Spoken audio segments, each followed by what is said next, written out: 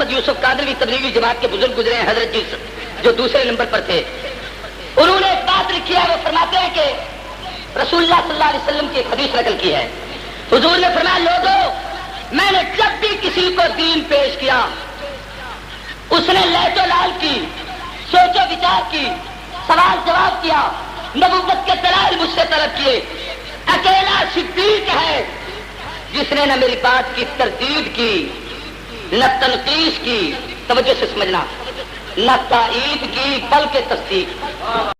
اما بعد فاعوذ باللہ من الشیطان الرجیم، بسم اللہ الرحمن الرحیم، والذی جاء بالصدق وصدق به اولئک هم المتقون۔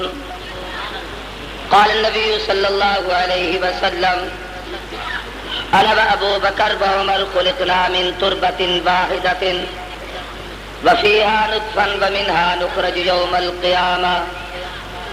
وقال رسول الله صلى الله عليه وسلم حب أبو بكر وعمر من الإيمان وبغضهما كفر۔ وقال رسول الله صلى الله عليه وسلم رحم الله على أبا بكر آتك بلالا وحملني إلى دار الهجرة۔ وقال رسول الله صلى الله عليه وسلم ارحم امتی بامت ابو بکر۔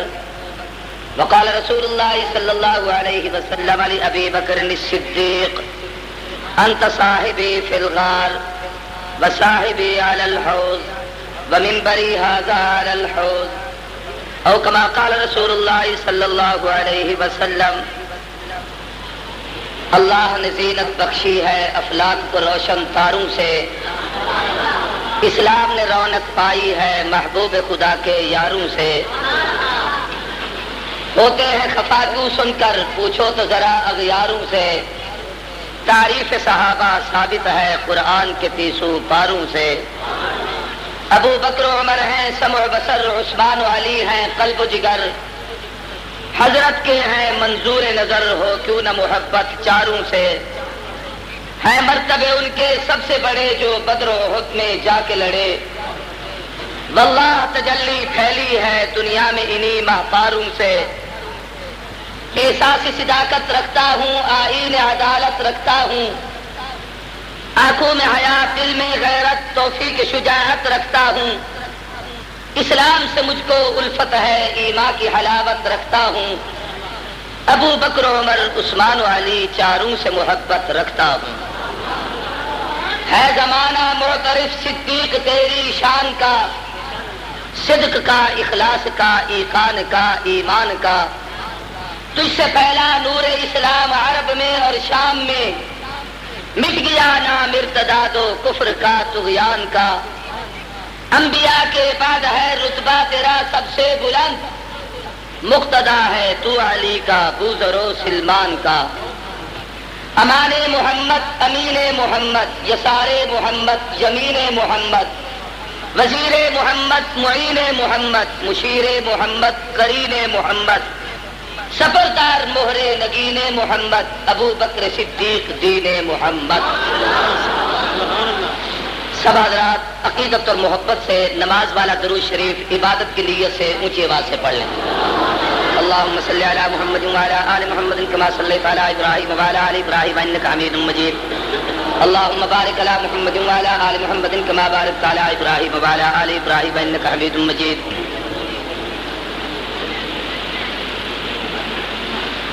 قائد سپاہ صحابہ جرنیل ملت اسلامیہ حضرت اقدس مولانا محمد اعظم طارق صاحب دامت برکاتہم العالیہ، شیخ الحدیث مولانا عبد الرحیم صاحب، حضرت مولانا عبد الغفور صاحب، میزبان محترم قاری عبد الرحیم صاحب، قابل قدر علماء کرام، واجب الاحترام برادران اسلام، بزرگوں، دوستوں، بھائیوں اور بالخصوص سپاہ صحابہ کے جیالے کارکنوں، آج کا یہ عظیم الشان اجتماع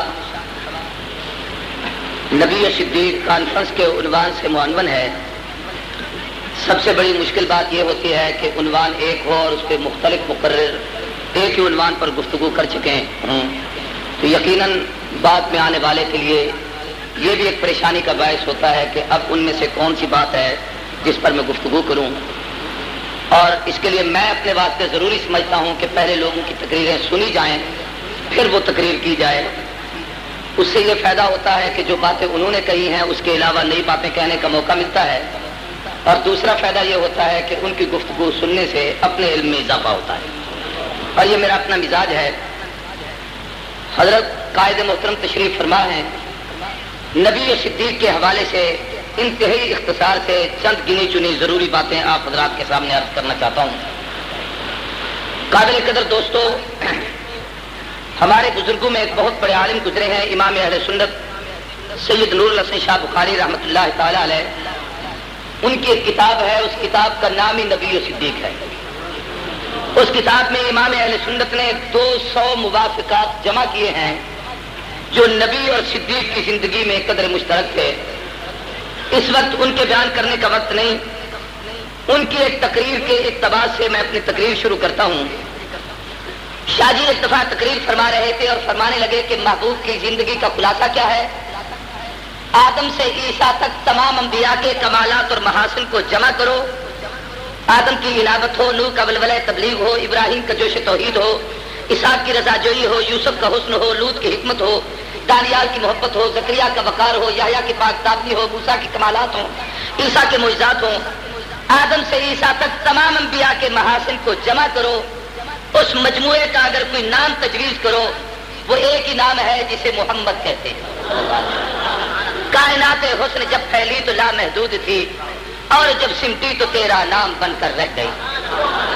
اب اس پر مولانا نے جو دوسری بات کہی جو میری تقریر کا اصل عنوان ہے، صحابہ کن کو کہتے ہیں؟ فرمانے لگے آدم سے عیسیٰ تک انبیاء کے محاسن کو اکٹھا کرو، محبوب بنتے ہیں۔ حسن نبوت کو کھولو تو صحابہ بنتے ہیں۔ آقا سچے ہیں اس لیے ابو بکر صدیق بنے ہیں، پیغمبر منصف ہیں اس لیے عمر میں عدالت آئی ہے، نبی باحیا ہے اس لیے عثمان صاحب علم و حیا بنے ہیں، محبوب بہادر تھے اس لیے علی اشجع العرب اور بہادر بنے ہیں۔ ہر صحابی میں نبوت کے کمال کا ایک ایک عکس موجود ہے۔ علماء نے اس پر ایک عجیب بات لکھی ہے، اور یہ میں بطور مقدمے کی اپنی تقریر میں عرض کر رہا ہوں۔ قابل قدر دوستو، اہل سنت والجماعت کا عقیدہ ہے آدم علیہ السلام سے لے کر امام الانبیاء محمد الرسول اللہ صلی اللہ علیہ وسلم تک 1,24,000 کم و بیش جتنے نبی اور رسول آئے ہیں، تمام پیغمبروں اور رسولوں کے متعلق میرا آپ کا پوری امت مسلمہ کا عقیدہ ہے کہ کوئی نبی اپنی مرضی سے نبی نہیں بنا، نبی بنتا نہیں، نبی کو اللہ چنتا ہے۔ نبی کو اللہ، اونچی آواز سے، نبوت کس کا انتخاب ہے؟ سارے بولے کس کا انتخاب ہے؟ نبی اپنی مرضی سے کوئی نہیں بنتا۔ کوئی شخص 1000 سال عبادت کرے، ریاضت کرے، مجاہدہ کرے، تسبیح پڑھے، چلے کاٹے، رٹے لگائے، ذکر اذکار کرے، تسبیح و تحلیل کرے، کبھی منصب نبوت کو نہیں حاصل کر سکتا۔ نبی بنتا کوئی نہیں، نبی کو اللہ چنتے ہیں، اور اللہ نے جب اس کا انتخاب کیا ہے، اللہ نے چنا ہے، تو میرے اور آپ کے سامنے ہے کہ نوح علیہ السلام کے سر پر نبوت کا تاج ہے، بیٹا طوفان میں غرق ہو رہا ہے، باپ جہنم کا ایندھن بن رہا ہے، بیٹا ابراہیم خلیل بن رہے ہیں، سگا چچا جہنم میں جا رہا ہے، بھتیجے کے سر پہ نبوت کا تاج ہے، اس لیے کہ نبی اپنی مرضی سے کوئی نہیں بنتا، نبوت اللہ کا انتخاب ہے۔ جیسے نبوت خدا کا انتخاب ہے، اسی طریقے سے کائنات میں ایک اور جماعت ہے جس جماعت کو جماعت صحابہ کہتے ہیں۔ نبوت بھی اللہ کا انتخاب ہے، مقام صحابیت اور جماعت صحابہ بھی اللہ کا انتخاب ہے، اور یہ میں اور آپ اپنی طرف سے نہیں کہہ رہے، بلکہ آمنہ کے در یتیم نبی کریم رؤوف الرحیم علیہ التحیۃ والتسلیم سیدنا و مولانا محمد الرسول اللہ اونچی بات سے صلی اللہ علیہ وسلم رحمت کائنات کا ارشاد ہے، ان اللہ تعالی اختارنی واختار علی اصحابی۔ پوری کائنات میں اللہ نے مجھے چنا، جیسے میرا انتخاب کیا ایسے میرے لیے میرے یاروں اور صحابہ کو چنا۔ نبوت بھی اللہ کا انتخاب ہے، مقام صحابیت بھی اللہ کا انتخاب ہے۔ کوئی شخص 1000 سال عبادت کرے، کروڑوں عبد القادر جیلانی ہو، لاکھوں جنید بغدادی ہو، ہزارہ بایزید بستانی ہو، دنیا میں کروڑوں مجدد الفسانی تیار ہو، ساری دنیا کے عابد زاہد متقی پرہیزگار اکٹھے ہو جائیں، ان سب کی ولایتیں ایسے ہی باتیں اکٹھی کر دی جائے. اکیلا بلال جو مسجد نبی میں اذان دیتے ہوئے اشہد ان محمد رسول اللہ کہتے ہوئے نگاہ کھول کر نبوت کے چہرے پہ ڈالتا تھا. پوری دنیا کے عابدوں کی عبادت, زاہدوں کا زہد, متقیوں کا تقویٰ بلال کی اس نگاہ کا مقابلہ نہیں کر سکتا. اس لیے کہ صحابی کوئی بنتا نہیں, صحابیت اللہ کا انتخاب ہے. صحابی کو رب چنتا ہے. اگر کوئی اپنی مرضی سے صحابی بنتا, ابو جہل صحابی ہوتا, ابو لہب صحابی ہوتا, عتبہ صحابی ہوتا, کعب بن اشرف یہودی صحابی ہوتا. صحابی اپنی مرضی سے نہیں, اللہ کا انتخاب ہے. جب رب نے چنا ہے, ابو بکر کو بنو تیم سے چنا ہے, عمر کو بنو عدی سے چنا ہے, عثمان کو بنو امیہ سے چنا ہے, علی کو بنو قریش سے چنا ہے, سلمان کو فارس سے چنا ہے, بلال کو حبشے سے چنا ہے. جب اللہ نے انتخاب کیا ہے, اپنا نہیں بیگانہ ہے, قریب کا نہیں دور کا ہے, گھر کا نہیں باہر کا ہے, عربی نہیں اجمی ہے, سید نہیں حبشی ہے, گورا نہیں کالا ہے, خوبصورت نہیں سانولا ہے, مگر انتخاب خدا کا ہے. چلتا زمین پہ ہے, پاؤں کے کھٹکے جنت میں سنائی دیتے ہیں. عقیدے کے طور پر یہ بات ذہن نشین کیجیے, نبوت بھی اللہ کا انتخاب, صحابیت بھی, اونچی آواز سے صحابیت بھی. اب دوسری بات یاد کریں, جیسے نبوت خدا کا انتخاب ہے, ایسے صحابیت انتخاب اللہ کا ہے. اور جسے اللہ چنے, جسے اللہ, اس پر تنقید کا کسی کو حق نہیں, اس پہ تنقید کا کسی کو, اونچی آواز سے, اس پہ تنقید کا کسی کو, نہ پیغمبر پہ تنقید کا حق ہے, نہ کسی صحابی پہ کسی کو تنقید کا حق ہے. نبوت پہ تنقید اللہ کے انتخاب کے تنقید ہے, صحابیت پہ تنقید اللہ کے انتخاب پہ تنقید ہے. اس کا معنی یہ ہے کہ وہ بدبخت یہ ذہن رکھتا ہے, معاذ اللہ اللہ کو کوئی اچھا آدمی نہیں ملا جسے اللہ چن کر اس کے سر پہ نبوت کا تاج رکھتے, یا اللہ نبی کی محبت کے لیے کسی اچھے آدمی کا انتخاب کرتے. یہ اللہ کے علم کا انکار کرتا ہے, اللہ کی قدرت کا انکار کرتا ہے. اس لیے صرف یہ کافر نہیں کہ ابو بکر کا انکار کر رہا ہے, اس لیے یہ بےایمان بنتا ہے کہ اللہ کی قدرت کا منکر ہے, اللہ کے علم کا منکر ہے. نبوت بھی اللہ کا انتخاب ہے, صحابیت بھی اللہ کا انتخاب ہے. نبی بھی تنقید سے پاک ہے, جماعت صحابہ بھی تنقید سے پاک ہے. تیسری بات, توجہ سے بات کو سمجھیں, ہر نبی جتنے انبیاء اللہ نے بھیجے ہیں, ہر نبی معصوم ہے. کہہ دو ہر نبی, اونچی آواز سے ہر نبی. کیا مطلب معصوم کا؟ معصوم کا معنی یہ ہے کہ گناہ سے پاک, گناہ کا تصور نہیں, گناہ نبی کے قریب نہیں, پیغمبر گناہ کے قریب نہیں. انبیاء معصوم ہیں. اور پھر جماعت صحابہ پر جب نبوت کا یہ عکس پڑا ہے, اللہ تبارک و تعالیٰ نے محبوب کی پوری جماعت کو, نبی کے بغیر کائنات میں کوئی معصوم نہیں, یہ 14 معصوم یا کوئی 12 معصوموں کی رت, یہ کفریہ عقیدہ ہے. نبوت میں جیسے حضور خاتم الانبیاء ہے, ایسے خاتم المعصومین ہیں. محبوب کے بعد معصوم تو کوئی نہیں, لیکن پوری کی پوری جماعت صحابہ محفوظ جماعت ہے. سارے کا کیا ہے؟ محفوظ بھی ہیں, مغفور بھی ہیں. محفوظ کا معنی اللہ کی امان اور حفاظت میں ہے. مغفور کا معنی اگر بتقاضا بشریت یا ضرورت شرع کے مطابق اگر ان سے کوئی واقعہ سرزد ہوا ہے, اللہ نے پہلے ان کے لیے رضی اللہ عنہم برضو ان کے جملے کہہ کر اپنی رضا کا پروانہ دے دیا ہے, اس لیے ان پر تنقید کا کسی کو حق نہیں. وہ معصوم ہیں, یہ مغفور ہیں. وہ بھی اللہ کا انتخاب, یہ بھی اللہ کا انتخاب. وہ بھی اللہ تبارک و تعالیٰ نے ان کو چنا, اللہ نے پسند کیا. اس لیے نہ کسی کو نبی پہ تنقید کا حق حاصل ہے, نہ صحابہ پہ تنقید کا حق حاصل ہے. تو کائنات میں 2 طبقے, 2 جماعتیں سب سے زیادہ برگزیدہ اور محترم ہیں. ایک انبیاء کی جماعت, ایک صحابہ کی جماعت. جب 2 جماعتوں کا انتخاب ہوا ہے تو ان میں کئی موافقات ہیں, کئی مطابقات ہیں. آپ اگر اس پر غور کریں تو حیران ہوں گے. یہ بھی اللہ کی تقدیر کا فیصلہ ہے. جیسے انبیاء کی تعداد ہم اپنے علماء سے سنتے ہیں کم و بیش 1,24,000 ہے, 1,24,000 کم و بیش نبی آئے ہیں. ایسے اس تعداد کا جب جماعت صحابہ پہ پڑا ہے تو پیغمبر کی یاروں کی جماعت محبوب کے ساتھ ان کی تعداد بھی کم و بیش 1,24,000 ہے. پھر 1,24,000 میں سے 313 وہ رسول ہیں جو ایسے اولو العزم پر گزیدہ رسول ہیں جن کو اللہ نے نبوت اور رسالت کا اعزاز عطا کیا ہے, مستقل شریعت عطا کی ہے. ایسے اللہ نے جب اس کا پیغمبر کے صحابہ پہ ڈالا ہے تو انبیاء علیہ السلام کے بعد جماعت صحابہ میں سے 313 ایسے ہیں جن کو اللہ کے نبی چن کر منتخب کر کے بدر کے میدان میں محبوب سے لا کر کھڑا کر دیا تھا. اور اللہ کے حضور یہ دعا مانگی تھی, اللہم ان تحرک ہذہ الاصحابہ, اے اللہ مجھ محمد کی زندگی کا سارا سرمایہ, میری ساری زندگی کی پونجی, یہ 313 نہر تھے جو تیرے دربار میں میں نے لا کر کھڑے کر دیے ہیں. اگر آج یہ دنیا سے صفحہ ہستی سے مٹ گئے, مجھے تیری ربوبیت کی قسم, تیرا نام لینے والا کوئی نہیں ہوگا.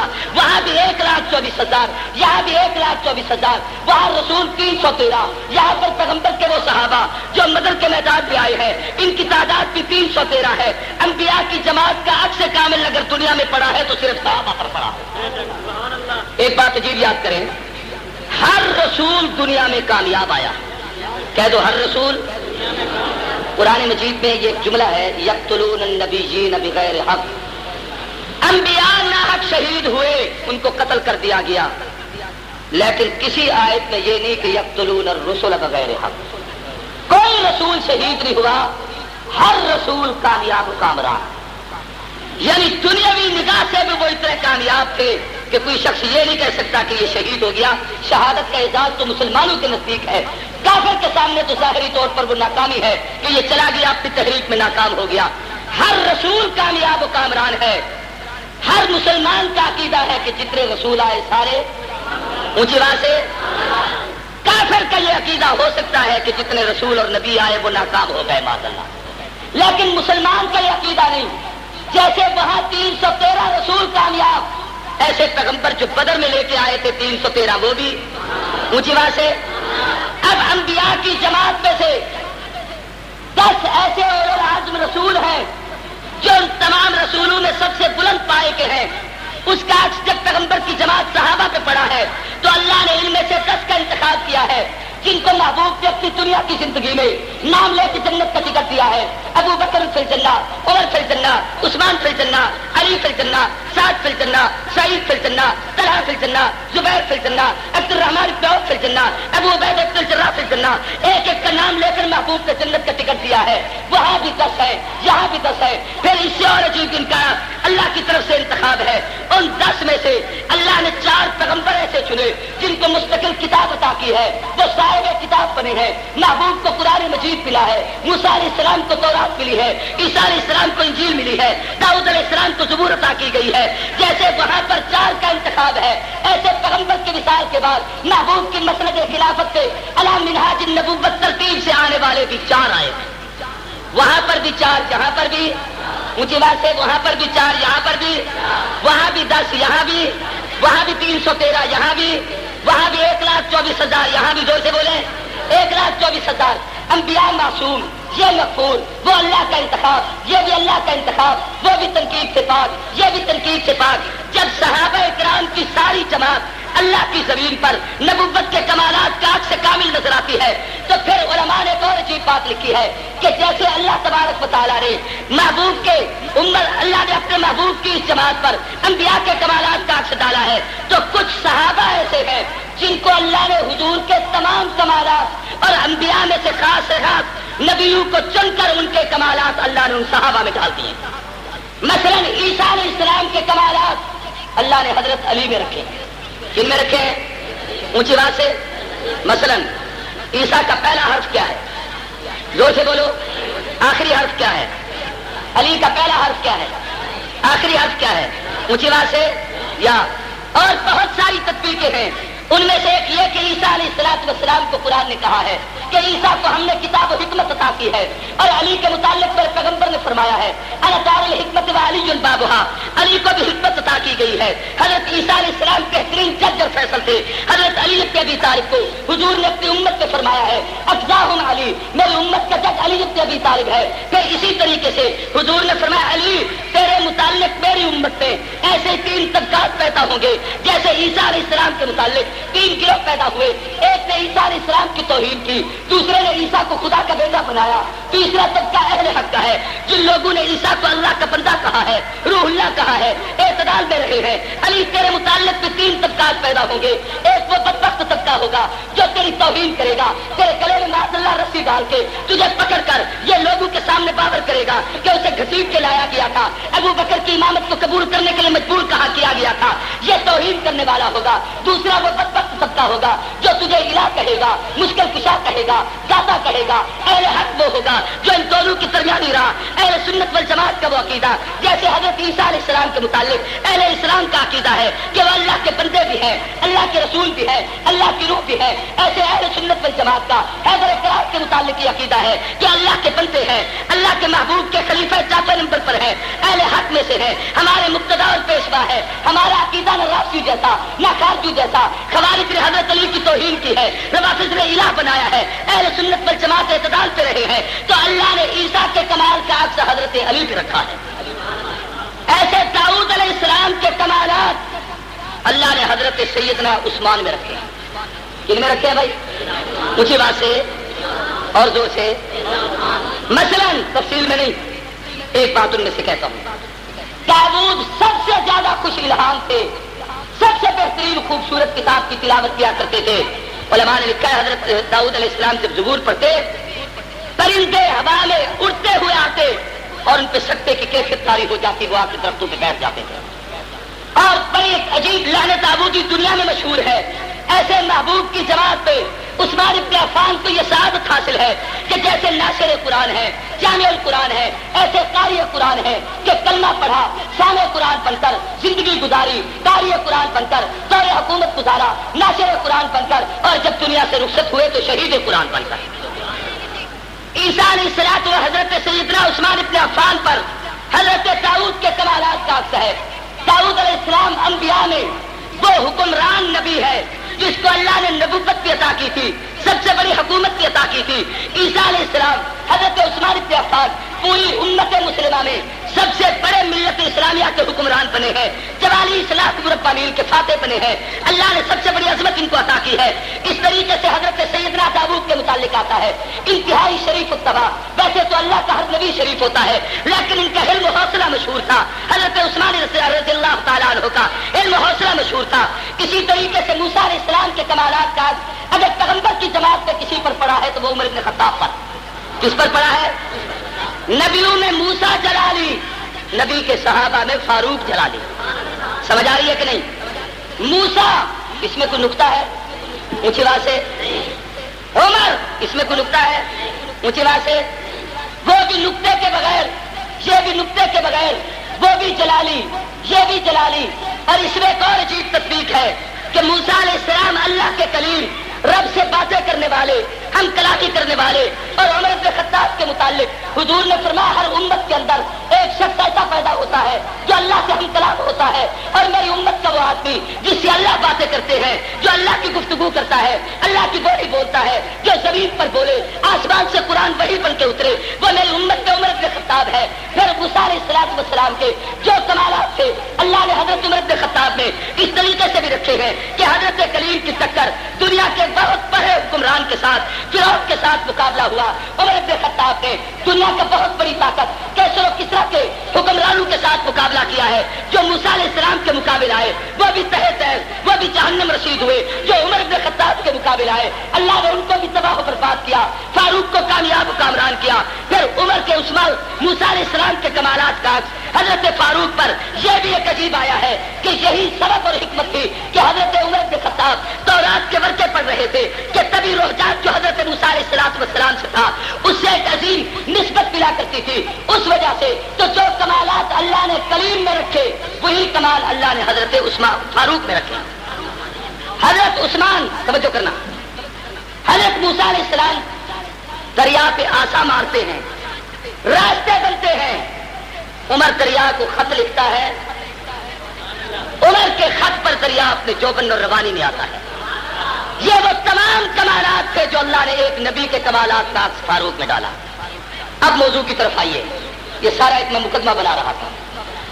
جیسے ان انبیاء میں سے خاص راس نبیوں کے کمالات اللہ تبارک و تعالیٰ نے خاص خاص صحابہ میں رکھے ہیں، ایسے امام الانبیاء، ختم الرسل، ہادی سبل، مولا کل، سید الاولین والآخرین، جناب محمد الرسول اللہ صلی اللہ علیہ وسلم، محبوب کے کمالات کا عکس کامل اللہ نے اگر کائنات میں کسی میں رکھا ہے تو وہ ابوبکر صدیق میں رکھا ہے۔ نبی کا کمالات کا سب سے زیادہ عکس کس میں ہے؟ اونچی آواز سے۔ وہ 200 موافقات جو نبی و صدیق نے جمع کیے ہیں، مجھ سے پہلے صاحبزادہ اظہار الحق صاحب ان میں سے کچھ آپ کو بتا رہے تھے میں نہیں جاتا، اس حوالے سے صرف ایک بات کہتا ہوں کہ جو خوبیاں اللہ نے محبوب کو عطا کی ہے اس کا اب سے کامل اللہ نے صدیق اکبر میں رکھا ہے۔ علماء نے اس پر لکھا ہے کہ نبی اور صدیق میں فرق کیا ہے۔ شاہ عبد العزیز محدث دہلوی رحمہ اللہ تعالی علیہ نے بڑی عجیب بات لکھی ہے۔ وہ لکھتے ہیں کہ نبی اور صدیق میں اتنا فرق ہے، توجہ سے سمجھنا، کہ نبی میں جو اللہ کمالات رکھتے ہیں اس کا صدیق میں ہوتا ہے۔ صرف ایک خصوصیت نبی میں زیادہ ہے اور اس کی مثال حضرت نے لکھی ہے کہ جیسے دو لیمپ، دو لالٹین یا دو روشن، دو بلب رکھے ہو، ایک بجھا ہوا ہے، ایک کی روشنی ہے، یہ ٹیوب لائٹ چل رہی ہے، سامنے ایک اور ہو اور وہ بجھائی ہوئی ہو، صلاحیت چلنے کی اس میں بھی ہے، جلنے کی صلاحیت اس میں بھی ہے، روشنی یہ بھی دیتی ہے، روشنی وہ بھی دیتی ہے، فرق اتنا ہے اس کا بٹن آپ نے نیچے کیا ہے، اس سے لوگ روشنی حاصل کر رہے ہیں، اس کا بٹن اوپر ہے، اس سے روشنی حاصل نہیں ہو رہی۔ اگر اس کو بجھا دیا جائے، اس کا بٹن نیچے کر دیا جائے، جیسے یہ روشن کرتی ہے اس طریقے سے وہ بھی روشنی دے گی۔ شاہ عبد العزیز محدث دہلوی نے لکھا ہے نبی اور صدیق میں یہی فرق ہے کہ اللہ تمام کمالات پیغمبر کے صدیق میں رکھتا ہے۔ ایک نبوت کی وہ روشنی ہے جس سے دنیا منور ہو رہی ہوتی ہے، صدیق میں اللہ صرف نبوت کا تاج نہیں رکھتے، باقی سب صلاحیتیں رکھتے ہیں۔ اور پھر صدیق براہ راست اللہ کا انتخاب ہوتا ہے، صدیق کو اللہ چنتے اس لیے ہے، صدیق آتا اس لیے ہے کہ نبی جب نبوت کا دعویٰ کرے تو نبی کی بات کی تصدیق بغیر کسی سوچ و بچار کے جو کرتا ہے اسے صدیق کہتے ہیں۔ حیات الصحابہ میں مولانا محمد یوسف قادری تبلیغی جماعت کے بزرگ گزرے ہیں، حضرت جی جو دوسرے نمبر پر تھے، انہوں نے ایک بات لکھی ہے، وہ فرماتے ہیں کہ رسول اللہ صلی اللہ علیہ وسلم کی ایک حدیث نقل کی ہے، حضور نے فرمایا لوگوں میں نے جب بھی کسی کو دین پیش کیا اس نے لیت و لال کی، سوچ و وچار کی، سوال جواب کیا، نبوت کے دلائل مجھ سے طلب کیے، اکیلا صدیق ہے جس نے نہ میری بات کی تردید کی، نہ تنقیص کی، توجہ سے سمجھنا، نہ تائید کی بلکہ تصدیق۔ یہ تین جملے بڑے عجیب ہیں۔ تردید بھی نہیں کی، یہ تو آپ بات سمجھتے ہیں کہ انکار کر دینا تردید ہے، تنقیص بھی نہیں کی تو اس میں کوئی عیب اور نقص نکالا جائے۔ تیسری بات لکھی کہ تائید نہیں کی بلکہ تصدیق کی۔ تائید نہ کرنے کا معنی یہ ہے، توجہ سے سمجھنا، تائید کہتے ہیں کہ جو حضرت آپ نے بات کہی بات تو درست ہے، مانتا ہوں، لیکن مجھے تھوڑا سا وقت دے، میں سوچ لوں، پھر آپ کی بات سے اتفاق کروں گا، یہ تائید ہے۔ حضرت نے لکھا ہے کہ حضرت ابوبکر صدیق رضی اللہ تعالیٰ عنہ کے متعلق محبوب نے فرمایا صدیق تنہا وہ ہے جس نے میری بات کی تصدیق بھی نہیں کی، تنقیص بھی نہیں کی، تائید بھی نہیں کی، میں نے جو ہی ایمان پیش کیا فوراً ابوبکر نے میری بات کی تصدیق کی ہے۔ پھر نبوت کی ہر بات کا عکس کامل صدیق پر، مثلا محبوب ابھی دنیا میں نہیں آئے تھے، آنے سے پہلے محبوب کے چرچے تھے، ایسے صدیق ابھی دنیا میں نہیں آئے تھے، آنے سے پہلے تذکرے صدیق کے پوری دنیا میں ہو رہے تھے۔ میں اس پر واقعات کو تفصیل سے نہیں نقل کرتا، صرف ایک واقعہ جس کو شاہ عبد العزیز محدث دہلوی رحمہ اللہ نے اپنی تفسیر عزیزی میں نقل کیا ہے کہ حضرت ابوبکر صدیق یمن کے علاقے میں تجارت کی غرض سے گئے، وہاں شیخ حضرت جبلی سے ملے، وہ ایک ضعیف العمر بوڑھا بابا تھا جس کی عمر اس وقت 390 سال تھی۔ ابوبکر کہتے ہیں جب مجھے اطلاع ملی کہ یہ نیک سارے بزرگ ہے، میں اس کی زیارت کے لیے گیا، ان کی محفل میں جا کے بیٹھا، میں نے قریب ہو کر انہیں سلام کیا، اس بابے نے میرے سلام کا جواب دینے کے بعد مجھے کہا نسبت تیرا نام کیا ہے؟ میں نے کہا اسمی عبداللہ، میں اسم ابی، تیرے باپ کا نام کیا ہے؟ ابو کہا تھا عثمان بن عامر، اس نے پوچھا من نجد، کہاں سے آئے ہو؟ میں نے کہا من المکہ، من نئی قبیل، کس قبیلے سے تعلق؟ بنو تمیم کے قبیلے سے ہوں۔ فرمایا اس سوال جواب کے بعد اس نے کہا ذرا میرے قریب ہو جاؤ۔ فرمایا جب میں قریب ہوا تو اس نے اپنی دونوں آنکھوں سے اپنے پردہ ہٹایا، اس کی بینائی آنکھوں کی اتنی کمزور ہو چکی تھی اسے نظر کچھ نہیں آتا تھا، اس کے بھووں کے بال اس کے چہرے پہ پڑے ہوئے تھے، کانوں کی سنوائی ختم تھی، آنکھوں کی بینائی کمزور تھی، آنکھوں سے پردے اٹھا کر بال اٹھا کر دونوں آنکھیں کھول کر بڑے غور سے میرے چہرے کو دیکھا۔ صدیق کہتے اس نے مجھے دیکھنے کے بعد بے ساختہ اس کی زبان سے جملہ نکلا، آنکھوں میں آنسو بھر آئے اور بے ساختہ کہا الحمدللہ۔ کیا کہا؟ اونچی آواز سے۔ یہ کہنے کے بعد کہا ابو بکر میں تجھے مبارک پیش کرتا ہوں، تو وہ اللہ کا مقرب بندہ ہے جو آخر الزمان نبی محمد کی نبوت کی تصدیق کرے گا، اور میں تیری زیارت کا مشتاق تھا۔ ابو بکر کہتے ہیں میں نے کہا بابا میں تو مدت سے اس علاقے میں آیا کرتا ہوں، مجھے پتا چلا کہ آپ یہاں پر ایک بزرگ رہتے ہیں، میں آپ کی زیارت کرنے آیا ہوں، آپ مجھے دیکھ کر کیوں آسمانی کتابوں میں لکھا ہے کہ آخر الزمان نبی ایک پیغمبر پیدا ہوگا جس کا نام محمد ہوگا، اس کے ابے کا نام عبداللہ ہوگا، اس کی اماں کا نام آمنہ ہوگا، دادے کا نام عبد المطلب ہوگا، اس کا خاندان بنو قریش ہوگا، اس کا قبیلہ بنو ہاشم ہوگا۔ وہ محمد کریم جب دنیا میں نبوت کا اعلان کریں گے، سب سے پہلے جو اس کی نبوت کی تصدیق کرے گا اس کی کنیت ابو بکر ہوگی، اس کے لقب صدیق عتیق ہوں گے، اس کا نام ابو قحافہ عثمان بن عامر ہوگا، اور وہ شخص یمن کے علاقے میں تجارت کی غرض سے آئے گا۔ میں ابو بکر اس وقت سے جہاں یمن میں بیٹھا ہوں، میں نے اللہ سے دعا مانگی تھی، اللہ میری عمر اتنی بڑھا دے میں اس آخر الزمان پیغمبر محمد کریم کی زیارت کروں، اگر وہ نبی میرے حصے میں نہیں کم از کم میں محمد کے پہلے یار ابو بکر کا دیدار تو کر لوں۔ صدیق میں وہ خوش نصیب ہوں، اللہ نے میری دعا قبول کی ہے، اب میں تیرا دیدار کر رہا ہوں، تیری زیارت کر رہا ہوں۔ صدیق میں تجھے وصیت کرتا ہوں، اب جب تو واپس جائے گا محمد نبوت کا اعلان کر چکے ہوں گے، اس پیغمبر پہ ایمان لانا، کلمہ پڑھنا، اس کی مدد کرنا، اور پھر اس کے بعد اس بابے کی آنکھوں سے آنسو جاری تھے اور وہ جملے کہتا تھا، ماں بالک یا ابا بکر، صدیق تیرا کیا حال ہوگا جس وقت تجھے اور تیرے نبی محمد کو مکے سے نکال دیا جائے گا؟ صدیق تیرا کیا حال ہوگا جس وقت تو اپنے محبوب کو کندھے پہ اٹھا کر کل 6000 فٹ کی بلند پہاڑی پہ لے کے جائے گا؟ صدیق تیرا کیا حال ہوگا جب تو غار میں جائے گا؟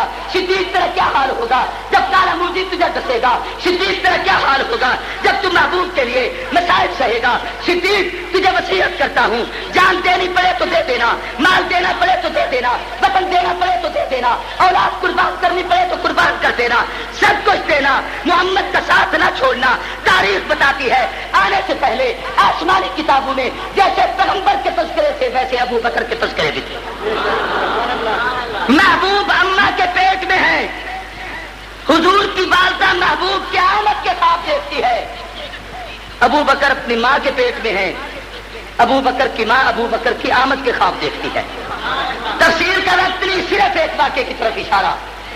بی بی خود کہتی ہے جب یہ بچہ میرے حمل میں تھا اس وقت میں نے ایک آواز سنی، مجھے کہا گیا یا رحمت اللہ بالتحقیق ابشری بالولد العتیق اسمہ فی السماء صدیق فهو فی الغار بالخاتم الانبیاء رفیق۔ اے اللہ کی نیک بندی، ہم تصدیق سے تجھے اطلاع دیتے ہیں، ایک ایسے بچے کی خوشخبری دیتے ہیں جو جہنم کی آگ سے آزاد ہوگا، پیغمبر کا صدیق ہوگا، نبوت کا غار کا ساتھی ہوگا، وہ تیرا فرزند بنے گا۔ جیسے محبوب کے تذکرے آنے سے پہلے ہو رہے تھے، محبوب کی اماں خواب میں دیکھتی ہے، ایسے ابو بکر کی اماں بھی ابو بکر کے آنے سے پہلے خواب میں دیکھتی ہے۔ محبوب نے بھی، نبی تو معصوم ہوتا، بچپن میں پیغمبر کبھی کوئی ایسا کام نہیں کرتے جو عصمت کے منافی ہو، لیکن صدیق معصوم نہ ہونے کے باوجود بھی صدیق کا بچپن اتنا پاکیزہ جس نے بچپن میں بھی کبھی کوئی ایسا کام نہیں کیا کہ کوئی شخص تنقید اٹھا کر سکے، بلکہ حدیث کی کتابوں میں واضح ہے، فرمایا لوگوں میں نے کبھی شراب نہیں پی، میں نے دور جاہلیت میں کبھی بد کرداری نہیں کی، میں نے دور جاہلیت میں کبھی جھوٹ نہیں بولا، میں نے دور جاہلیت میں کبھی کسی بت کے سامنے سجدہ بھی نہیں کیا۔ بلکہ حدیث کی کتابوں میں ایک واقعہ آتا ہے، حضرت ابو بکر صدیق رضی اللہ عنہ کے والد ابو قحافہ عثمان بن عامر ابو بکر کو لے کر گئے کعبۃ اللہ میں بتوں کے سامنے، وہاں جا کر بتوں کا تعارف کرایا، یہ فلاں فلاں خدا ہے، ہم ان کی عبادت کرتے ہیں۔ ابو قحافہ خود کہتے ہیں میں حیرت میں تھا، ابو بکر سے کوئی تاثر نہیں لیا، ان خداؤں کی طرف التفات نہیں کیا، میں اپنی عبادت میں لگ گیا۔ صدیق اکبر کے ہاتھ میں ایک پتھر تھا، اس نے اٹھا کر زور سے اس بت کو مارا، بت کی ناک ٹوٹی، دور جا پڑی، بت نیچے گر پڑا۔ عرب کے جتنے وہاں وڈیرے سربراہ تھے سب غصے میں آئے، ناراض ہو گئے۔ میں نے ان سے معذرت کی کہ بچہ ہے، اس کو پتہ نہیں تھا، میں گھر لے کے آیا، میں نے اپنی بیوی کو آ کر بتایا تیرا بیٹا عجیب ہے، اس نے بتوں کو توڑا ہے۔ اما سیدہ ابو بکر کی والدہ نے کہا میں نے تو اس کی آمد کی اطلاع اس وقت بھی محسوس کر لی تھی جب یہ بچہ میرے بطن میں تھا، بلکہ ابو بکر صدیق کی والدہ کہتی ہے جب تک یہ بیٹا میرے پیٹ پہ رہا ہے میں کبھی کسی بت کے سامنے سجدہ نہیں کر سکی، اگر کسی بت کے سامنے جھکنے کا ارادہ کرتی میرے پیٹ میں بل پڑ جاتا۔ ایسے محسوس ہوتا تھا کہ مشیت اور تقدیر اسی کا فیصلہ ہے کہ صدیق کی ماں خیر اللہ جیسے نبی کو پاک گود میں پالتا ہے، صدیق کو بھی پاک گود میں پالتا ہے۔ نبی اور صدیق کے درمیان یہ اللہ کی طرف سے تقدیر کے فیصلوں کے اتفاقات اور موافقات ہیں۔ پھر پوری زندگی اسی طریقے سے گزری۔ صاحبزادہ اظہار الحق صاحب نے اس پر بہت ساری باتیں بتائی، میں صرف حدیث کے حوالے سے ایک دو باتیں کہتا ہوں۔ قرآن نے آقا کی صفت بیان کی، بالمؤمنین رؤوف الرحیم، حضور نے ابو بکر کی صفت بیان کی، ارحم امتی بے امتی ابو بکر، لوگوں میری پوری امت میں سے ساری امت پر سب سے بڑا رحم کرنے والا ابو بکر ہے۔ سب سے بڑا رحم کرنے والا کون ہے؟ اونچی آواز سے ایک مسئلہ بتانا چاہتا ہوں، سب سے بڑا رحم کرنے والا کون ہے؟ زور سے بولو، رحم بڑے کرتے ہیں یا چھوٹے؟ اونچی آواز سے ارحم امتی بے امتی ابو بکر کہہ کر حضور نے بتایا کہ میری ساری امت کا سب سے بڑا ابو بکر ہے۔ علی تیرا بڑا بھی ابو بکر ہے، حسن تیرا بڑا بھی ابو بکر ہے، حسین تیرا بڑا بھی ابو بکر ہے، عباس تیرا بڑا بھی ابو بکر ہے، میرا عبداللہ بن عباس تیرا بڑا بھی ابو بکر ہے۔ جس کو میں نبی ارحم کہہ رہا ہوں، یہ ارحم امتی کا جملہ بتاتا ہے کہ پیغمبر کے بعد امت پہ رحم کرنے کی قیادت اور سجادت اور صدارت علی صدیق کے حصے میں تھی۔ اس روایت نے خلافت بلا فصل کو ثابت کیا۔ علماء نے ایک اور نقطہ لکھا ہے کہ حضور نے زندگی کے آخری لمحات میں فرمایا تھا ابو بکر کو کہو میرے مصلے پہ امامت کرائے۔ صدیق اکبر امامت کے مصلے پر ہیں، عجیب عجیب اسرار اور رموز کتابوں میں ہیں، میں ان ساری باتیں نہیں بتاتا۔ ابو بکر امامت کرا رہے ہیں، محبوب حجرہ اقدس سے نکل کر مسجد میں مصلے پر آتے ہیں۔ توجہ کرنا، آقا نکل کے جب مصلے کے قریب آئے، صحابہ کہتے صدیق پیچھے ہٹنے لگے۔ صدیق، زور سے بولو، اونچی آواز سے، اس لیے کہ نبی کے ہوتے ہوئے کوئی امامت نہیں کراتا۔ جہاں نبی موجود ہو وہاں پہ امامت کا حق، اونچی آواز سے۔ آقا حجرے میں تھے، صدیق مصلے پر، اب ابو بکر محبوب آئے ہیں، صدیق ہٹنے لگے تو محبوب نے ایک جملہ فرمایا جو مشکات اور تمام کتابوں میں ہے، فرمایا مکان علی مکانک یا ابا بکر، صدیق اپنی جگہ پر ٹھہر۔ کیا فرمایا؟ صدیق، اونچی اونچی آواز سے، صدیق علی مکانک، تو اپنی جگہ پر ٹھہر۔ اب میں آپ سے سوال کرتا ہوں، جس مصلے پر ابو بکر کھڑے تھے یہ جگہ نبی کی تھی یا صدیق تھی؟ اونچی بات ہے اور بلند آواز سے۔ عقل کہتی ہے، یوں کہا جاتا صدیق میری جگہ پہ ٹھہرا رہے، تجھے کوئی نہیں کچھ کہے گا، لیکن پیغمبر نے یہ نہیں کہا میری جگہ ٹھہر، فرمایا اعلی مکانک یا ابا بکر، صدیق تو اپنی جگہ پر ٹھہر۔ صدیق تو، ارے بولو نا، صدیق تو۔ اور جب اس نماز سے حضور آئے ہیں، ایک ہاتھ علی کے کندھے پر ہے، ایک ہاتھ سیدنا عباس کے کندھے پر ہے، ساری امت میں نماز میں کھڑی ہے، علی اور عباس نماز میں نہیں نبی کے ساتھ آ رہے ہیں تاکہ ان جملوں کے گواہ یا علی بنے یا عباس بنے۔ اعلی مکانک یا ابا بکر، صدیق اپنی جگہ ٹھہر۔ نبی یہ کہہ کر بتا رہے تھے کہ جگہ تو میری تھی، مصلی تو میرا تھا، منصب تو میرا تھا، مقام تو میرا تھا، عباس تو بھی گواہ بن، علی تو بھی گواہ بن، تم دونوں کو لا کر میں ابو بکر کو یہاں کھڑا کر کے کہنا چاہتا ہوں، اعلی مکانک یا ابا بکر، صدیق اپنی جگہ ٹھہر۔ اب یہ مصلی میرا نہیں، میں اپنی زندگی میں تیرے حوالے کر کے جا رہا ہوں، امامت بھی تیری ہے، نیازت بھی تیری ہے، خلافت بھی تیری ہے، منصب بھی تیرا ہے، یہ جگہ تیری ہے، یہاں ہے ٹھہرنے کا حق بھی تجھے حاصل ہے۔ یہ حدیث بتاتی ہے نبی نے اپنی زندگی میں ابو بکر کو اپنا جانشین بنایا۔ اعلی مکانک یا ابا بکر، نبی نے صدیق پوری زندگی ابو بکر صدیق کی محبوب کے ساتھ موافقات کرتے گزری، ان میں سے ایک موافقت بتا کر میں بات ختم کرتا ہوں۔ زندگی کے ہر موڑ پہ ایک عجیب جوڑ ہے، ہر عنوان پر۔ فاروقی شہید اس موضوع کو بڑے خوبصورت طریقے سے بیان کیا کرتے تھے۔ مولانا دین پوری مرحوم کی زندگی میں نے ایک رسالہ لکھا تھا سیدنا صدیق اکبر اہل بیت کی نظر میں، اس میں تقریباً 80-88 ابلیات صدیق اکبر کی میں نے نقل کی ہیں، اور حضرت دین پوری مرحوم نے اس میں بڑی خوبصورت تقریر بھی لکھی تھی۔ وہ تمام باتیں دہرانے کا وقت نہیں، صرف ایک بات اس حوالے سے کہتا ہوں، جیسے کائنات میں آقا کا نام محمد صلی اللہ علیہ وسلم یہ ایسا منفرد نام ہے، اس نام میں حضور کی ساری زندگی کی تعریف ہے۔ محمد کا معنی ہے سب سے بڑھ کر تعریفوں والا، سب سے بڑھ کر، اونچی آواز سے، سب سے بڑھ کر تعریفوں والا۔ کوئی نہ بھی چاہے تعریف کرنا، تب بھی جب کہے گا محمد تو اس کا معنی ہوگا تعریفوں والا۔ یہودی نہیں مانتا، کوئی پوچھے کس کو نہیں مانتا، کہے گا محمد کو، اور محمد کا معنی ہے تعریفوں والا۔ تو ہم کہیں گے کتنا پاگل ہے جو تعریفوں کے قابل ہے تو اسے نہیں مانتا. عیسائی کہے میں نہیں مانتا، کس کو نہیں مانتا؟ محمد کو. اور محمد کے معنی تعریفوں والا ہے، جو خود قابل تعریف ہے کوئی اسے نہ مانے تو اس کی حماقت ہے، ورنہ محبوب کی عظمت میں تو کوئی فرق نہیں آتا. جیسے محبوب کے نام میں یہ خوبی ہے ایسے ابو بکر کے نام میں بھی یہ خوبی ہے. علماء نے لکھا ہے، توجہ میری طرف کرنا، ابو بکر صدیق کا نام ہے ابو بکر. ابو بکر نام نہیں، ابو بکر کی کنیت ہے. کیا ہے بھائی؟ سارے بولو. نام عبداللہ تھا، دنیا کم جانتی ہے کہ نام عبداللہ تھا. دنیا میں شہرت ابو بکر کے نام کی ہوئی اس لیے کہ رسول اللہ کی زبان سے لفظ ابو بکر محبوب نے جب کہہ دیا تو زبان زد جملہ ہو گیا کہ ہر شخص ابو بکر کو ابو بکر کہتا ہے. عربی میں علماء نے لکھا ہے کہ با کاف را، یہ تین حرف جس جگہ اکٹھے ہوں، یہ مادہ جمع ہو، اس کا مجموعہ ہے بکر، اس کا معنی ہوتا ہے کاف را. یہ تین حرف جب اکٹھے ہوں بکر، اس کا معنی ہوتا ہے پہل، ابتدا، اولیت، شروع، آغاز. قرآن اور حدیث میں دیکھیں اللہ خود کہتے ہیں فسبحوہ بکرۃ واسیلا. بکرا پہلی پاؤ پھوٹنے کو، فجر کے سویرے کو کہتے ہیں. بکورا عربی میں ان پھلوں کو کہتے ہیں جو پھل لگنے سے پہلے درختوں پہ بور لگتا ہے. تو بکر عربی میں پہل اور ابتدا کے معنی میں، اور لفظ ابو اگر شروع میں آ جائے تو ابو کا ویسے معنی باپ کا ہوتا ہے، لیکن ہر جگہ پر لفظ باپ بھی وہاں معروف نہیں ہوتا، بلکہ ابو نسبت کی وجہ سے. جیسے عرب میں کسی آدمی کا گدھا تھا اسے ابو الحمار کہتے تھے، ایک کا گھوڑا تھا اسے ابو الفرس کہتے تھے. حضرت علی مٹی پہ سو رہے تھے، حضور نے ان کو جگایا، ابو تراب مٹی پہ سونے والا، مٹی والا کہا.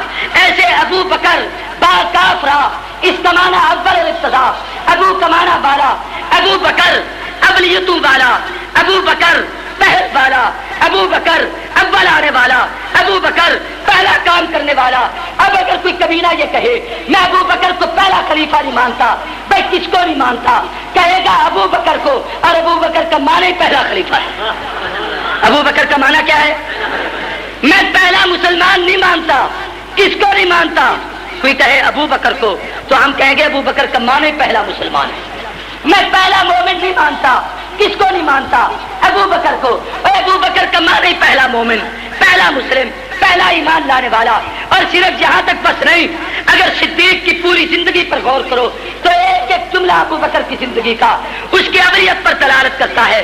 علماء نے لکھا ہے نبوت کی 6 سال کی عمر سے نبی کا پہلا ساتھی سب سے پہلا ابو بکر، محبوب کا دوست سب سے پہلا ابو بکر، حضور کے ساتھ پہلا سفر کرنے والا، بچپن میں شام کی طرف جانے والا سب سے پہلا ابو بکر، نبی کی جوانی کا ساتھی سب سے پہلا ابو بکر، حضور کی نبوت کا خواب دیکھنے والا سب سے پہلا ابو بکر، محبوب کی آمد سے پہلے نبی کی نبوت کی اطلاع پانے والا سب سے پہلا ابو بکر، شیخ حضرت جمنی کو ملنے والا سب سے پہلا ابو بکر، نبی پہ کلمہ پڑھنے والا سب سے پہلا ابو بکر، نبوت کی تائید کرنے والا سب سے پہلا ابو بکر، محبوب کی تصدیق کرنے والا سب سے پہلا ابو بکر، نبوت کا ساتھ دینے والا سب سے پہلا ابو بکر، محبوب کو تسلی دینے والا سب سے پہلا ابو بکر، قرآن جسے ثانی سنین کہے سب سے پہلا ابو بکر، ایزما فی الغار کے اعزاز ملے سب سے پہلا ابو بکر، بلذی جاء بالصدق وصدق به کا اعزاز ملے سب سے پہلا ابو بکر، جس کو قرآن مجید میں سورہ بلد سے جس کی فضیلت سے اترے سب سے پہلا ابو بکر، سورہ بلد نازل ہو سب سے پہلا ابو بکر، نبوت کے ساتھ چلنے والا سب سے پہلا ابو بکر، نبی کی تصدیق کرنے والا سب سے پہلا ابو بکر، نبی جس کے دروازے پہ چل کے جائے سب سے پہلا ابو بکر، محبوب نے جس کو ساتھی بنایا ہے سب سے پہلا ابو بکر، نبی کے سفر کا ساتھی سب سے پہلا ابو بکر، حضرت کا ساتھی سب سے پہلا ابو بکر، بدر کا ساتھی سب سے پہلا ابو بکر، اور حنین کا ساتھی سب سے پہلا ابو بکر، دنیا کا ساتھی بھی ابو بکر، قبر کا ساتھی بھی ابو بکر، حشر کا ساتھی بھی ابو بکر، بلکہ حضور نے فرمایا لوگوں میں ابو بکر عمر ایک مٹی میں دفن ہوئے ہیں، یہیں سے اکٹھے اٹھیں گے، کل قیامت کے دن میدان محشر میں بھی اکٹھے ہوں گے، اور جنت میں تمام انبیاء کی تمام امتیں سب ظاہر ہوں گی. جنت میں سب سے پہلا قدم سب سے پہلا ابو بکر کا ہوگا. وہ کام کرتے تھے جو منشا رسول ہوتے تھے، مرضی رسول کے مطابق تھا. عنوان میں تو بڑی وسعت ہے. ایک صاحب نے ایک عجیب سی چیز لکھ دی ہے کہ حجرہ اقدس کے متعلق جو حدیث ہے ما بین بیتی و منبری روضۃ من ریاض الجنہ، اس حدیث کو ضعیف کہا جاتا ہے. اس کے متعلق آپ کیا کہتے ہیں؟ ضعیف کا معنی کیا ہوتا ہے جی؟ بوڑھا آدمی. ہوتا تو آدمی ہے نا, زندہ ہوتا ہے یا مردہ ہوتا ہے؟ سارے بولو. چلو کمزور صحیح, بوڑھا صحیح, زندہ تو ہے. تمہارے پاس تو کوئی مردہ ہونے کی حدیث نہیں.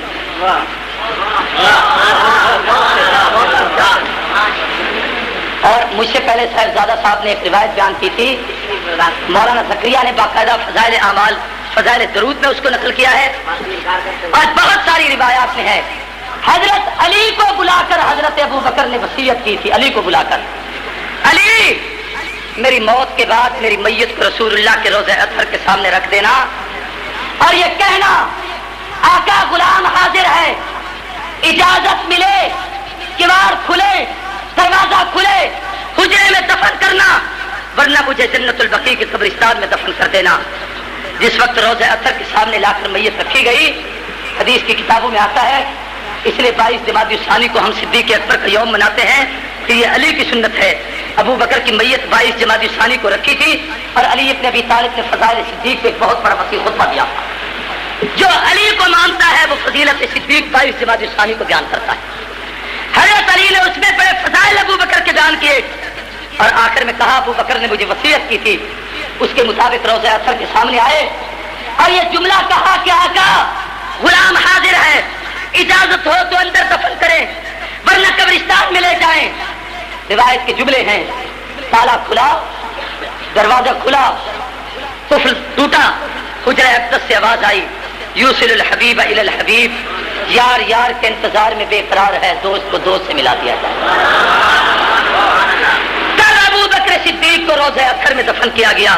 مولانا حق نواز شہید ایک جملہ کہا کرتے تھے, بھائی یارو یہ یہی تو ہے جو آیا بھی جنت سے ہے, گیا بھی جنت میں ہے, قیامت کے دن اٹھے گا بھی جنت سے, حوض کوثر پیے گا تو جنت کا پانی ہے, پھر جائے گا تو جنت میں جائے گا. اس لیے کہ حضور نے فرمایا اس مٹی سے ابو بکر کا خمیر لیا گیا ہے, اور اس ٹکڑے کو نبی نے جنت کہا. اور اگر اس کا کوئی مشاہدہ کرنا چاہتا ہے تو ریاض الجنہ میں جا کے بیٹھو, مشاہدہ کرو. جنت وہ جگہ ہے جہاں نہ موت آتی ہے نہ نیند آتی ہے, نہ موت آتی ہے, اونچی بات سے نہ, اس لیے کہ نیند کمزوری اور سستی کی نشانی ہے, موت کی آدمی کی کمزوری اور غفلت کی علامت ہے. جنت البقیع میں ریاض الجنہ کے ٹکڑے میں میرا مشاہدہ ہے, پوری پوری رات بیٹھے رہو, آنکھ بھی نہیں چمکتی, جنائی بھی نہیں آتی, چہرے اور جسم پہ تھکاوٹ بھی نہیں ہوتی. کسی اور جگہ پہ بیٹھو تو نیند آنا شروع ہو جاتی ہے, اس لیے کہ وہ جنت کا ٹکڑا ہے جس کو میرے نبی نے جنت کہا. اور امام اعظم ابو حنیفہ رحمۃ اللہ علیہ تو ایک اور عجیب بات کہتے تھے کہ جو آدمی ریاض الجنہ میں جائے وہاں اللہ سے ایک دعا مانگے, یہ یاد کر لو, شاید اللہ سب کو حج کی سعادت عطا کر دے. آمین. یہ دعا مانگے کہ اے اللہ قیامت کے دن یہ تو تیرا قانون ہے کہ جو آدمی جہنم میں ہوں گے ان کو نکال کے تو جنت میں بھیجے گا. یہ اللہ کا قانون ہے, گناہگار جہنم سے نکال کے کہاں بھیجے جائیں گے؟ لیکن یہ کوئی قانون نہیں کہ جو جنت میں جائے اسے نکال کے جہنم میں بھیجا جائے, یہ کوئی قانون نہیں. جب ریاض الجنہ میں پہنچو اس وقت مالک لم یزل سے یہ دعا کرو, اللہ تیرے محبوب کی زبان کے مطابق میں جنت میں آ گیا ہوں, اب اپنے اس وعدے کے مطابق مجھے جنت میں رکھنا, اب جنت سے نکال کے جہنم میں نہ بھیجنا. اور جنت میں سب سے بڑی بات یہ ہے کہ جو مانگو وہ ملتا ہے. جنت میں جو مانگو, ارے بولو جو مانگو, اور اگر جنت میں جنت مانگ لی تو یقیناً ملے. اس لیے یہاں پر یہ دعا امام اعظم ابو حنیفہ رحمہ اللہ نے بتائی تھی, اور یہ ایک عجیب دعا ہے اور یہ ایک انفرادیت ہے اس ریاض الجنہ کے ٹکڑے کی. حلب کے 40 رافضی شیعہ بدماش جو ابو بکر و عمر کی جسم اطہر کو نکالنے کی جسارت کرنے کے لیے آئے تھے, حضرت شیخ بھی دیکھ کے آئے ہیں جو حاجی حج کر کے آئے ان سے پوچھو, اس ریاض الجنہ کے ٹکڑے کے باہر کالے رنگ کا سیاہ ایک پتھر زمین پہ لگا ہوا ہے مسجد نبوی کے اندر, قالین اٹھاتے ہیں جس وقت وہاں کے لوگ صفائی کرنے کے لیے, اب بھی وہاں پہ نشان موجود ہے. ساری مسجد کراس کر کے ریاض الجنہ کے ٹکڑے کے قریب جب آئے, آگے جنت, آگے کیا تھی؟ سارے بولو, جنت میں مومن جاتا ہے, کافر, سارے بولو کافر. علماء نے لکھا ہے زمین پھٹی, زمین پھٹی اور وہ 40 کے 40 بدماش اپنے اسلحے سمیت زمین میں غرق ہوئے, اور آج تک وہاں پہ کالے رنگ کا سیاہ پتھر انہوں نے لگا دیا. تاکہ پتہ چلے کہ کالے جنت سے باہر. سمجھ آئیے کہ نہیں ہے؟ علماء نے ایک عجیب بات لکھی ہے، فاروق اعظم کے شان میں 22 آیات ایسی ہیں. عمر زمین پہ بولتے تھے، آسمان سے قرآن بن کے اترتا تھا. میرا آپ سے سوال ہے، درجہ صدیق کا زیادہ یا فاروق کا؟ اونچی آواز سے اور بلند آواز سے. قرآن کس کی زبان پہ اترا ہے؟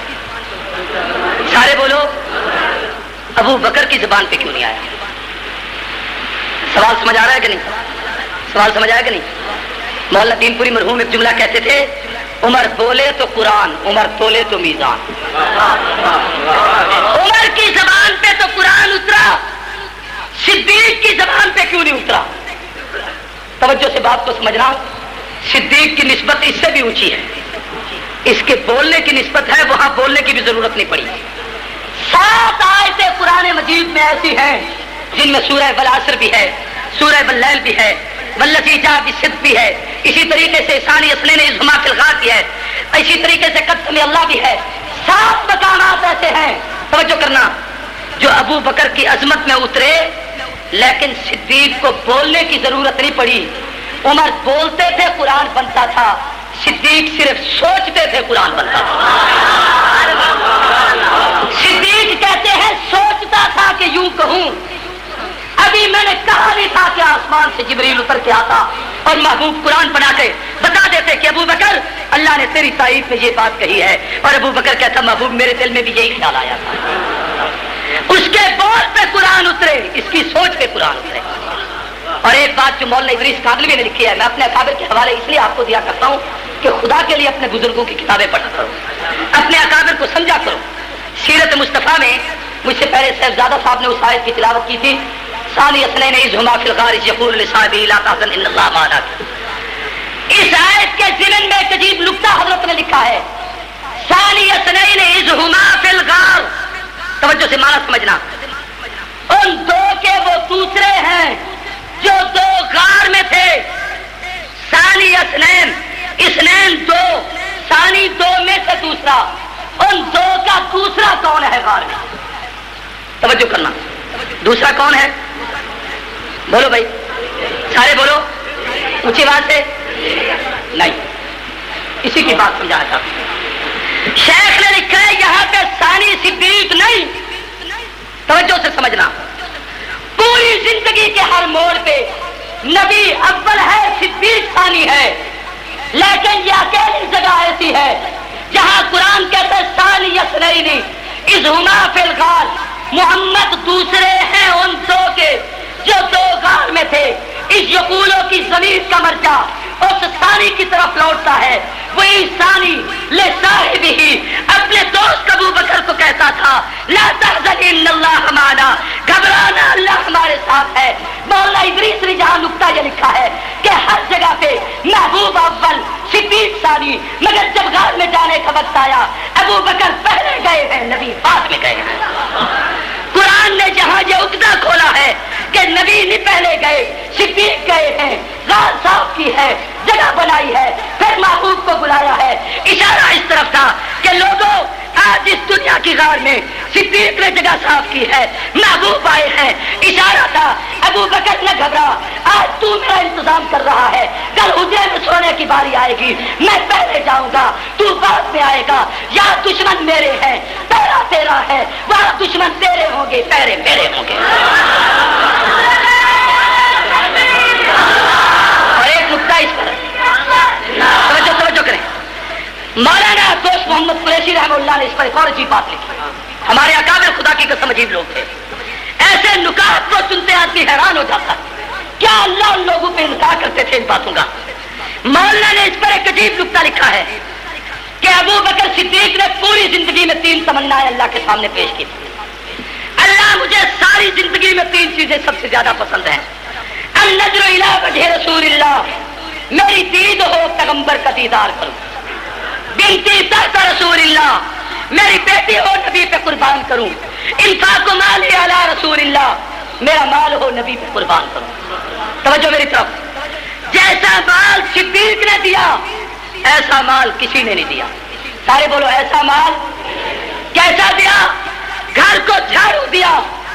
جلال الدین سیوطی تاریخ الخلفاء میں لکھتے ہیں گھر کی دیواروں پہ ہاتھ مارتے تھے, سوئی تاگا پڑا ہو تو وہ بھی اٹھا کر نبی کے قدموں میں رکھتے تھے.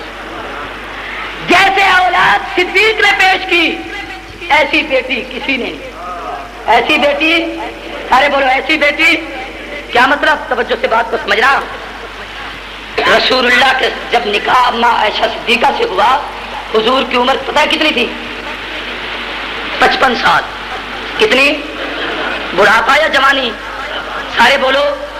اور اما عائشہ کی عمر 9 سال.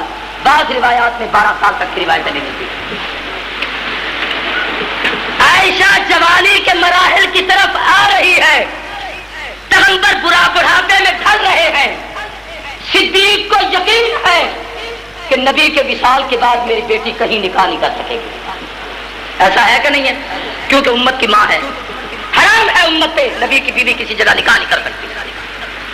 اور یہ بھی یقین ہے کہ پیغمبر کے وصال کے بعد میری بیٹی پوری زندگی بیوگی میں گزارے گی. عالم میں 18-20 سال کی جوان بیوہ ہوتی ہے, 63 سال کی عمر میں وفات پاتی ہے. 43-42 سال تک آپ حیرت میں ڈوب جائیں گے. ایک عورت پوری جوانی, پورا بڑھاپا بیٹی کے عالم میں گزار دیتی ہے, اور صرف اس لیے گزارتی ہے کہ پیغمبر سے دین سیکھ کر امت کو سکھایا ہے. حدیث میں آتا ہے حضور کے وصال کے وقت پوچھا گیا محبوب آپ کے بعد شریعت کے مسائل کس سے پوچھیں؟ حضور نے انگلی سے یوں 2 اشارے کیے, فرمایا مجھ محمد کے علم کے 2 حصے عائشہ کے سینے میں, کوئی مشکل مسئلہ پیش آئے اس سے پوچھ لینا. اور بی بی عائشہ صدیقہ نے سب سے زیادہ امت میں اشاعت دین کی. اور یہ بھی یاد رکھو نبی کی بیٹیوں سے امت میں دین نہیں پھیلا, نبی کی بیویوں سے پھیلا ہے. کہہ دو کن سے پھیلا ہے؟ نبی کی. اس لیے کہ بعض بیٹی تو کھل کے مسائل بیان نہیں کر سکتا, بیوی شوہر سے ہر مسئلہ پوچھ سکتی ہے. امت کی ہر ضرورت عائشہ صدیقہ نے بتائی ہے, سیدہ حفصہ نے بتائی ہے, جویریہ نے بتائی ہے, میمونہ نے بتائی ہے, پیغمبر کی بیویوں نے بتائی ہے. بیٹیاں اس قسم کی باتیں نہیں بتایا سکتی. ابو بکر کی تیسری تمنا تھی, میری طرف دیکھنا, النظر الی وجہ رسول اللہ, میری دید ہو تیرا دیدار, میری دید ہو اور آقا کا, اونچی بات سے آقا کا. اب یہ بڑا مشکل تھا کہ ابو بکر اکیلا ہی دیکھے اور کوئی نہ دیکھے. جیسا مال صدیق نے دیا ایسا کسی نے نہیں دیا, جیسی اولاد صدیق نے دی ایسی کسی نے نہیں دی. لیکن ابو بکر مسجد میں بیٹھ کے دیکھتا ہے تو سب کو دیکھتا ہے. اگر ابو بکر بدر میں دیکھتا ہے نبی کو تو سب دیکھ رہے ہیں حضور کو. اسی طریقے سے ابو بکر احد میں دیکھ رہا ہے تو سب دیکھ رہے ہیں. صدیق کی تمنا تھی کہ میں اکیلا دیکھوں اور کوئی, سارے بولو نا, اور کوئی, اونچی بات سے اور کوئی. اگر شیخ اسٹیج پہ بیٹھے میں اکیلا دیکھ رہا ہوں یا آپ سب دیکھ رہے ہیں؟ بھائی اکیلا نہیں دیکھ سکتا. اللہ نے کہا صدیق تیری یہ تمنا بھی پوری کرتا. علماء نے لکھا ہے ابو بکر صدیق ایک مرتبہ آئے مسجد نبی کے یوں سامنے روضہ حضور کے سامنے کھڑے ہوئے, چہرہ اثر دیکھ کے واپس چلے گئے. کسی نے پوچھا ابو بکر خیر تو تھی؟ کہا کئی دن سے فاقے سے تھا, بھوکا تھا, بھوک اور پیاس کی شدت میں ستایا تھا. رسول اللہ کا چہرہ دیکھتا ہوں میری بھوک اور پیاس ختم. چہرہ اثر پہ نظر دیکھ رہے تھے, ٹک ٹکی بات کے دیکھتے ہیں, اچانک آنکھ جھپکتی ہے. ابو بکر آنکھوں کو زور سے یوں مسلتے ہیں. صدیق خیر ہے؟ جملہ سننا. فرمایا یارو آنکھوں کو سزا دے رہا ہوں کہ حضور کا چہرہ دیکھتے ہوئے جھپکی کیوں. اب صدیق کی تمنا ہے اکیلا دیکھوں. اللہ نے کہا صدیق اگر اکیلا دیکھنا چاہتا ہے تو نبی کو کندھے پہ اٹھا کے اکیلا جا. جو محبوب کا قرب چاہتا ہے وہ اکیلا چلا کرتا ہے. آدم برفات پہ تنہا, نوح اگر رب کا قرب چاہتا ہے کشتی میں تنہا, ابراہیم اللہ کا قرب چاہتا ہے آگ میں تنہا, زکریا قرب چاہتا ہے اللہ کے نیچے اکیلا, اسماعیل قرب چاہتا ہے چھری کے نیچے اکیلا, محبوب تو میرا قرب چاہتا ہے آج پہ اکیلا. صدیق اگر تو مصطفیٰ کا قرب چاہتا ہے کندھے پہ اٹھا کے اکیلا. سارے بولو کیا چل, سارے بولو نا کیا. اور ایک نقطے کی بات بتاؤں, جس وقت ابو بکر صدیق تو حضور نے فرمایا تھا کہ ابو بکر رات توڑے اور میں نے سفر کرنا ہے. یہ واقعہ وہ نہیں کہ میں اس کو داستان کے طور پر تفصیل سے بیان کروں. حضور نے حضرت علی کو بستر پہ سلایا. علی ہمارے آنکھوں کے نور, ہمارے دل کا سرور ہیں, علی کے دشمن کو ہم کافر کہتے ہیں. کیا کہتے ہیں؟ اسی بات سے علی کے منکر کو ہم کیا کہتے ہیں؟ علی کی جرأت کا انکار کیے اظہار کیے بغیر کی ہم نہیں رکھتے. حضور نے علی کو بستر پہ سلایا تو کتابوں میں لکھا ہے کہ اس صبح کا وقت ہوا تو ابو جہل نے حضرت علی سے پوچھا. آ کے جب دیکھا تو علی بستر پہ سو رہے تھے, چہرے سے کپڑا ہٹایا. حضرت علی کے حوالے میں لکھا ہے کہ حضرت علی کا وجود بڑا مختصر تھا, قد چھوٹا تھا, جسم بالکل ہلکا. جسم بالکل, یہ چھوٹے قد والے ہلکے وجود والے بڑے بڑے کام کرتے ہیں. نہیں سمجھو, یہ لوگ کیا کرتے ہیں؟ بڑے بڑے کام کرتے ہیں. تیرا عاشق تو اے شمع پروانہ ہے, تیرے شولوں سے کھیلے گا مر جائے گا. جان چھوٹی سہی تیرے پروانے کی, پر بڑے سے بڑا کام کر جائے گا. قد تو حیدر کا چھوٹا تھا, کام اس نے بھی بڑے بڑے کیے. سیرت علی پڑھ کے دیکھو, 40 وہ بدماش رافضی شیعہ جو الوہیت علی کے قائل تھے, علی کو الہ کہتے تھے, علی نے سب کو ایک صف میں کھڑا کر کے ان کی گردنیں قلم کی تھی. ان کے قتل کا فیصلہ علی نے کیا ہے. کس نے کیا ہے؟ سارے بولو, کس نے کیا ہے؟ ابو جہل آیا اندر, اس نے کپڑا ہٹایا تو علی سو رہے. حیرت میں ڈوب کیا. اس نے کہا اب اس سے کیا پوچھوں؟ اس نے پوچھا علی محمد کہاں ہے؟ کیا پوچھا؟ محمد. علی تکیہ باز نہیں تھے. تکیہ باز کیا تھے؟ حق کو کیا تھے؟ سارے بولو. حضرت علی گھبرائے نہیں, پوچھا محمد کہاں ہے؟ حضرت علی نے فرمایا چلے. کیا فرمایا؟ سچی یا جھوٹ؟ سارے بولو. کیا فرمایا؟ دوسرا سوال, کہاں گئے؟ ابو جہل نے کہا. حضرت علی نے فرمایا جہاں جانا تھا. کیا فرمایا؟ نہیں سمجھو. کیا فرمایا؟ پھر اس نے پوچھا کہاں جانا تھا؟ وہ چاہتا تھا کہ کھوج نکلے. محمد کہاں ہے؟ چلے گئے. کہاں گئے؟ جہاں جانا تھا.